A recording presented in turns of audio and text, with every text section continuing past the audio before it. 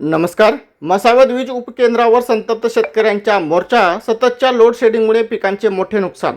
मसावद येथील वीज उपकेंद्रातून सातत्याने होत असलेल्या लोड शेडिंगमुळे परिसरातील शेतकरी संतप्त झाले असून बुधवारी रात्री 8:30 वाजच्या सुमारास शेकडो शेतकऱ्यांनी वीज उपकेंद्रावर धडक देत अधिकाऱ्यांना जाब विचारला. मसावद परिसरातील शेतकऱ्यांनी केळी, पपई, ऊस, मिरची, हळद आदी पिकांची मोठ्या प्रमाणावर लागवड केली आहे. मात्र वारंवार खंडित होणाऱ्या वीज पुरवठ्यामुळे पिकांना वेळेवर पाणी देता येत नसल्याने पिके अक्षरशः जळू लागली आहेत.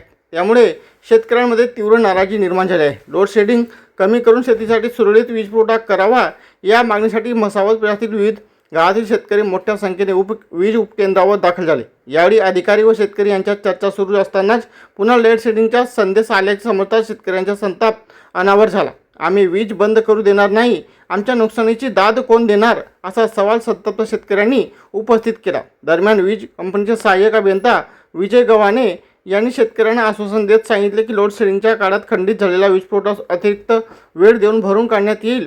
तसेच शेतीसाठी सुरळीत वीज पुरवठा करण्यासाठी प्रयत्न करण्यात येतील. अधिकाऱ्यांच्या आश्वासनानंतर शेतकऱ्यांनी आंदोलन तात्पुरते स्थगित केले. मात्र येत्या 2 दिवसात वीज पुरवठा सुरळीत न झाल्यास तीव्र आंदोलन छेडण्याचा इशारा शेतकऱ्यांनी यावेळी दिला आहे. की जो टाइम दिला आहे तुम्ही 2 वेळाचा, म्हणजे रात्रीचा आणि दिवसाचा, तर पहिला जो 3 टाइम होता तोच बरोबर आहे आमच्यासाठी. तोच बरोबर 3 शिफ्टमध्ये तर तुम्ही तो बदलून टाका साहेब. रात्री एकटा बघा, वाघ फिरतात, बिमटे फिरतात, समजा कोणाला काही झालं तर प्रेत इथे आणावं लागेल.